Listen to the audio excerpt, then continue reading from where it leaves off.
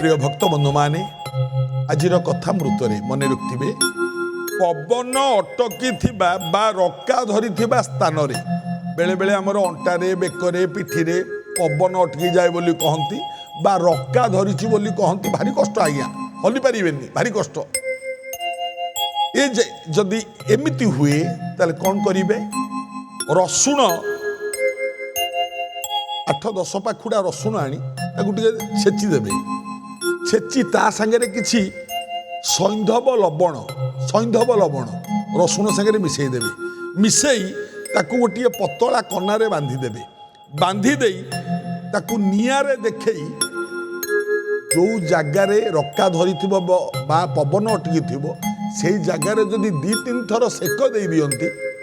सांगे सांगे भल हो पालन कले मंगल हब।